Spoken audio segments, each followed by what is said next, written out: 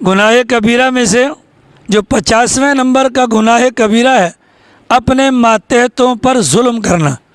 ما قبل میں جو گزرا تھا وہ مطلقاً تھا، یعنی کہ ظلم کرنا کسی کے ساتھ بھی ہو، اور یہ والا جو معاملہ ہے گناہ نمبر 50واں نمبر کا گناہ کبیرہ، اس کا مطلب ہے اپنے ماتحتوں پر ظلم کرنا۔ اس میں بیگم بھی آ جاتی ہے، اس میں بچے بھی آ جاتے ہیں، اس میں نوکر چاکر بھی آ جاتے ہیں، اس میں وہ تمام جانور بھی آ جاتے ہیں کہ جو ہمارے ماتحت ہیں۔ لہٰذا ان میں سے کسی کے ساتھ بھی زیادتی کرنا یہ گناہ کبیرہ ہے، یہ گناہ کبیرہ ہے۔ اللہ کے نبی علیہ السلام کی اس دنیا سے روانگی کے موقع پر جو آخری گفتگو ہے صحابہ کرام سے وہ کیا ہے؟ الصلاۃ وما ملکت ایمانکم، نماز کا دھیان اور اپنے ماتحتوں کا دھیان، نماز کا دھیان اور اپنے ماتحتوں کا دھیان۔ تو مطلب کیا ہوا؟ ماتحت کے اندر صرف غلام نہیں بلکہ ہر وہ کہ جس کا اللہ نے ہمیں بڑا بنایا، جن کے حقوق اللہ نے ہمارے ذمے پہ رکھے ہیں، ان تمام کا خیال رکھنا یہ ہمارے لیے بے حد ضروری ہے۔ اگر نہیں رکھیں گے تو گناہ کبیرہ کے مرتکب ہوں گے۔ چنانچہ ایک تو ہے عورت ذات ہے، اس کے متعلق تو آپ جانتے ہیں کیا اللہ کے نبی نے فرمایا کہ خیرکم خیرکم لأہلہ، کہ تم میں سے بہترین وہ ہے جو اپنے گھر والوں کے حق میں بہتر ہو۔ تو گھر میں بیگم بھی آ گئی، گھر میں بچے بھی آ گئے۔ اللہ کے نبی کا فرمان ہے کہ میں تم سب کے مقابلے میں اپنے گھر والوں کے حق میں بہتر ہوں۔ اس سے یہ پتہ چلا گھر کے اندر جتنے بھی افراد ہیں جو ہمارے ماتحت ہیں، بھلے وہ ہماری بیگم ہو، اس کو مارنا نہیں ہے۔ کل میں نے آپ کو بتلایا مار ماری جائے اذیت ناک نہ ہو، مار ماری جائے اذیت ناک نہ ہو، عورت کو لان تان کرنا یہ نہ ہو، یہ عورت کے حقوق ہیں۔ اگر اولاد ہے اولاد کو مارا جائے لیکن ادب سکھلانے کے لیے، اولاد کو مارا جائے ادب سکھلانے کے لیے، لیکن اس کے ساتھ مارنے میں وہ طریقہ کار اختیار نہ کیا جائے جو ایک ظالم اپنے ماتحت کے ساتھ کرتا ہے۔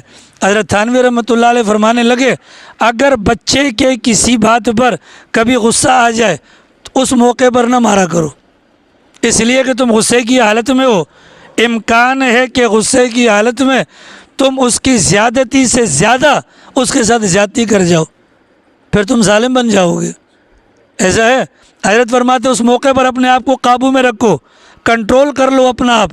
جب بعد میں غصہ دور ہو جائے اب بناوٹی غصہ بنا کر اس بچے کو سزا دے دو یا اپنے ماتحت کو سزا دے دو۔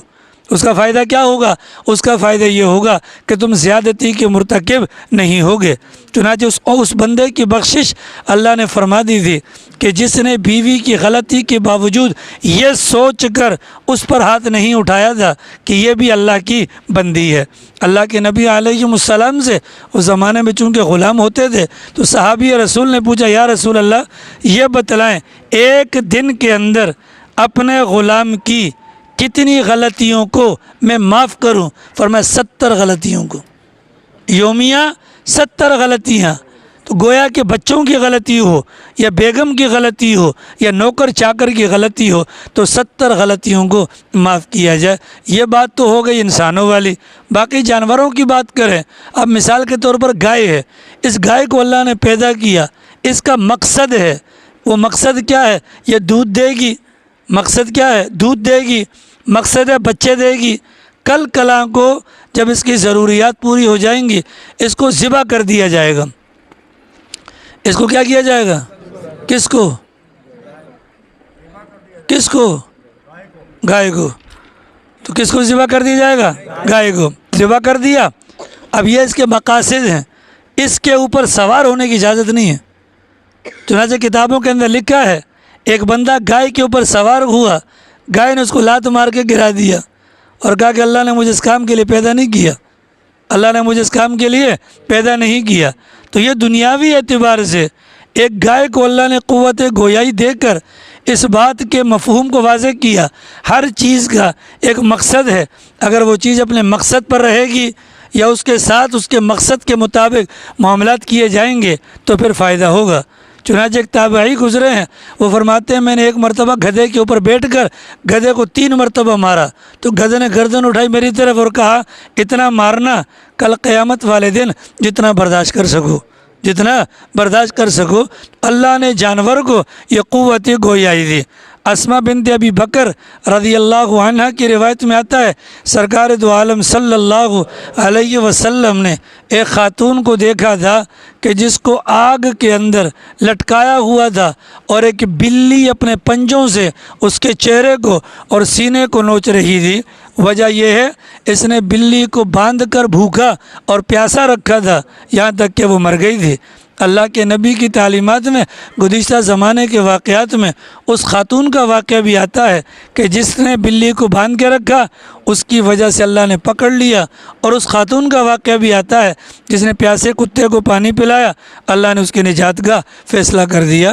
تو یہ سارے معاملات ہمیں بتلاتے ہیں جو ہمارے ماتحت ہیں ان کے ساتھ حسن سلوک کا معاملہ کیا جائے۔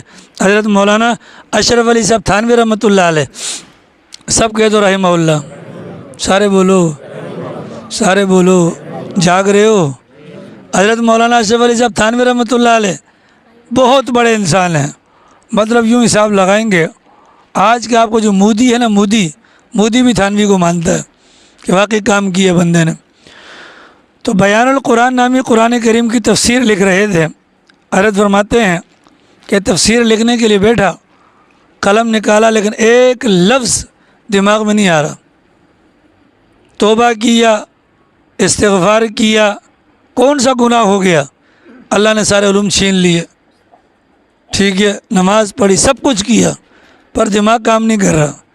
یک دل میں حضرت فرماتے خیال آیا کہ گھر والے کہیں گئے ہوئے تھے، وہ بتلا کر گئے تھے اوپر ڈھربے میں مرغیاں بند ہیں، ان کو کھول کر دانہ ڈال دینا۔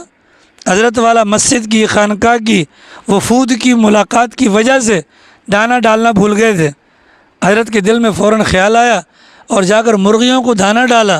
وہ مرغیوں کو دانہ ڈالنے کی دیر تھی، حضرت فرماتے ہیں کہ اللہ نے پھر سے وہی علوم میرے سینے میں اور میرے دل کے اوپر القاء فرما دیے۔ اپنے ماتحتوں کے ساتھ یہ جو معاملات کیے جائیں اس کو پسند، یعنی اس کو شریعت یہ کہتی ہے اس نے سلوک والا معاملہ کیا جائے۔ چنانچہ یہ جو جانور ہیں، جو پرندے حلال ہیں، ان کو بھی بیکار نہیں مارنا۔ اگر آپ کو چڑیا کھانی ہے تو ماریں۔